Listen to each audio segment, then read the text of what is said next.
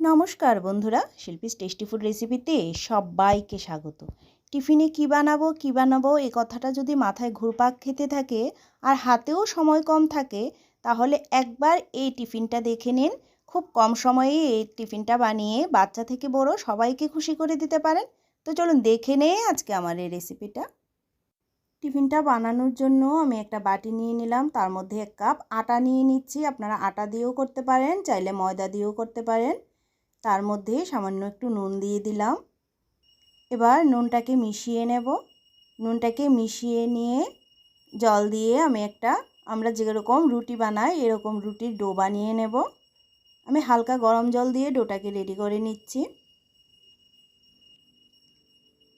এভাবে করে একবার টিফিনটা বানিয়ে দেখবেন, খুব কম সময়ে এই টিফিনটা হয়ে যায় আর খেতেও অত্যন্ত সুস্বাদু হয়ে থাকে। ডোটাকে মেখে নিলাম, এবার এটা থেকে আমি লেচি কেটে নিচ্ছি।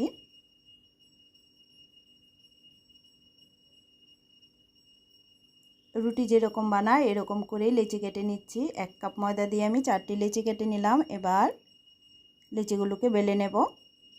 একটু ময়দা দিয়ে আমি লেচিগুলোকে বেলে নিচ্ছি। আমরা রেগুলার যেরকম রুটি খাই সেই রকমভাবেই রুটিগুলো বেলে নিচ্ছি। ঠিক পাতলাও না একদম, আবার মোটাও না, এরকমভাবে করে রুটিগুলোকে বেলে নিচ্ছি। একটা বেলে নিলাম, তার সাথে আমি আরেকটা রুটি বেলে নেব।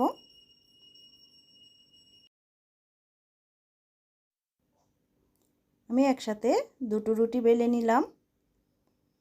এবার এটাকে সাইডে রেখে একটা এরকম সাইজের বাটি নিয়ে নিলাম, ছোট সাইজের। বাটির উপরে এবার একটা রুটিকে রেখে দিচ্ছি। বাটির উপর রুটিটাকে রেখে দিয়ে তার উপরে আমি একটা ডিম ভেঙে নিচ্ছি। ডিমটা দিয়ে তার মধ্যে পরিমাণ মতো নুন দিয়ে দিচ্ছি ছিটিয়ে। দিয়ে দেব এখানে পেঁয়াজ কুচি। ছোট ছোট করে পেঁয়াজগুলো কুচি করে নিয়েছি। আর দিয়ে দেব টমেটো কুচি।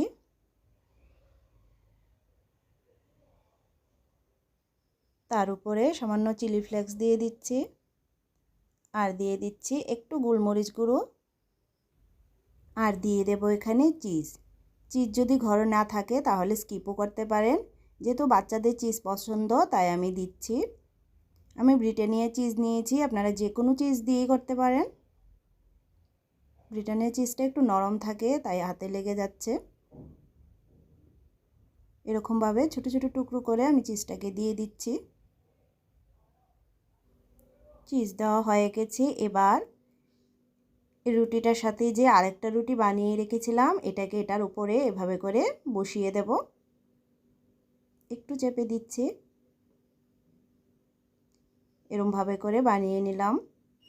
এবার গ্যাস ওভেনে প্যান বসিয়ে তার উপর বাটিটাকে এরকমভাবে দিয়ে দিলাম।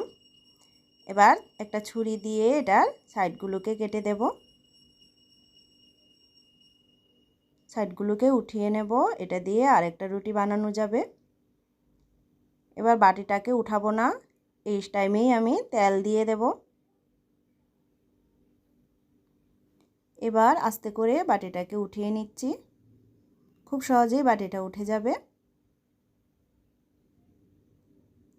লো টু মিডিয়াম ফ্লেমে এটাকে এবার ভেজে নেব। উল্টে দেব। যারা ব্যাচেলার আছেন তারা রাতের ডিনারেও এটা বানিয়ে নিতে পারেন। 3-4 মিনিট টাইম লাগবে এটা রেডি হতে।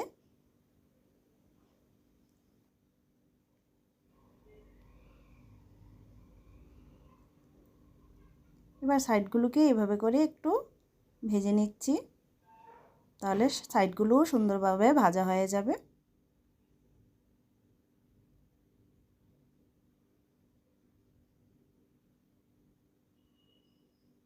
একদমই রেডি হয়ে গেছে টিফিনটা। এবার নামিয়ে নেব।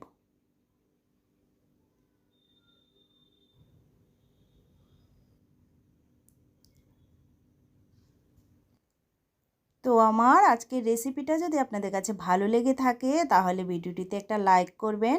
নতুন বন্ধুদের কাছে চ্যানেলটা সাবস্ক্রাইব করার অনুরোধ রইল। দেখা হচ্ছে নেক্সট ভিডিওতে। সবাইকে ধন্যবাদ।